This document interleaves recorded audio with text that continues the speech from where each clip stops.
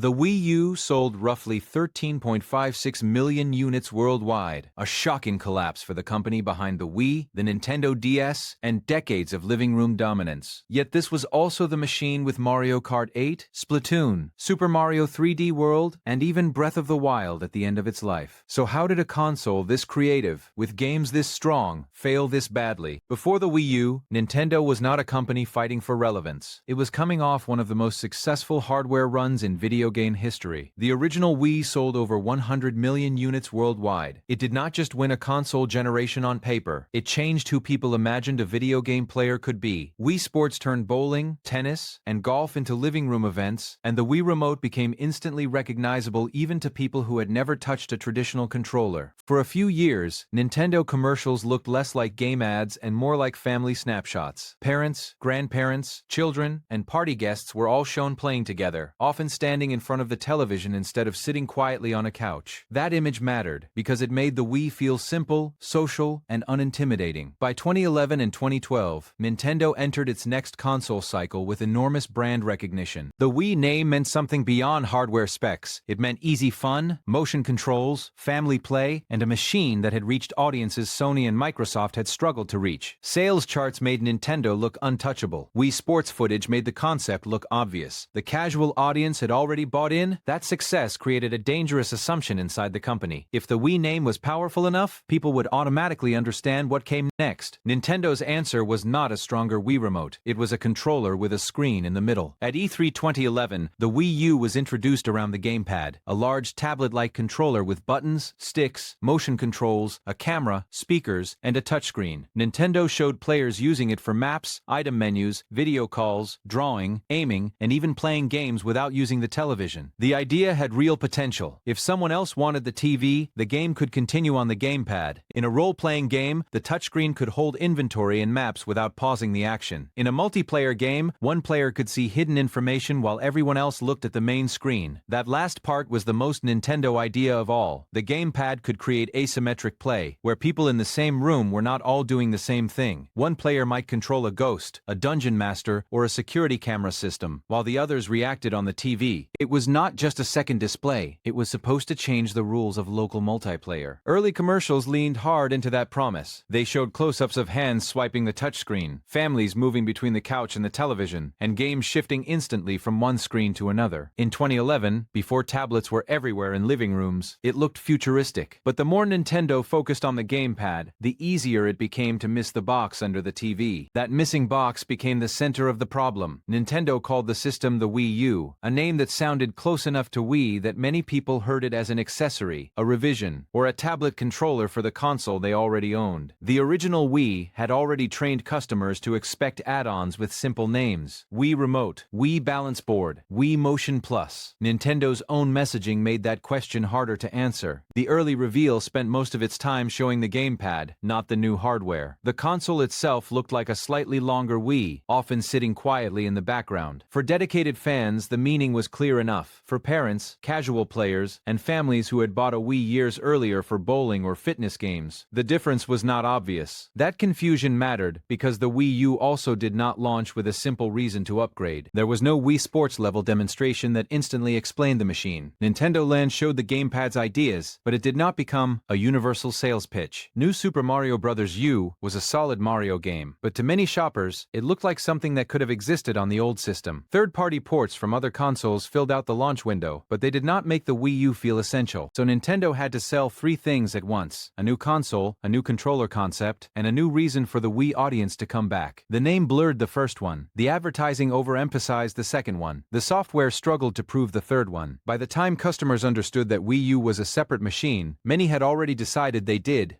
not need it. A product can lose before it is judged on its games, its graphics, or its price. It can lose when people never fully understand what is being sold. The sales problem turned into a release problem almost immediately. After launch, the Wii U calendar thinned out. Major Nintendo games arrived, but not fast enough to create steady momentum. There were long stretches where owners were waiting for the next big reason to turn the system on, and shoppers looking at the shelf did not see a machine building towards something. They saw a console with a few highlights and a lot of empty space between them. That gap mattered because third-party publishers were watching the numbers. If the audience was small, a Wii U version of a game became harder to justify. If fewer games came to Wii U, the console became less attractive to new buyers. Then the audience stayed small, which made the next port even less likely. It was a loop, and every missed release made it harder to break. At the same time, Sony and Microsoft were preparing cleaner stories. The PlayStation 4 and Xbox One looked like obvious next-generation machines. More powerful hardware, big marketing pushes, and strong third-party support from the start. For publishers, those platforms were where the future audience seemed to be gathering. This is where the headlines changed. The Wii U was no longer treated as a confusing launch. It was treated as a console falling behind. Sales graphs made the problem visible. Nintendo's system was moving slowly while the industry's attention shifted toward its competitors. By the time Nintendo's biggest games started arriving, the snowball was already rolling. The Wii U did not just need good software, it needed to rebuild confidence from customers, retailers, and publishers at the same time. Then came the twist Nintendo desperately needed. The Wii U failed as a console, but it did not fail as a source of ideas. Its library became one of the foundations of the Switch era. Mario Kart 8 was a strong Wii U game, but Mario Kart 8 Deluxe became a phenomenon on Switch, selling to an audience the original system never reached. Super Mario 3D World, Donkey Kong Country Tropical Freeze, Pikmin 3, Captain Toad, and new Super Mario Bros. U all found new life once they were placed on hardware people actually understood. The biggest example was The Legend of Zelda, Breath of the Wild. It launched on both Wii U and Switch, but history remembers it as the game that defined the Switch on day one. A project that began in the Wii U generation became the proof that Nintendo's next machine could deliver a massive, modern, unforgettable experience.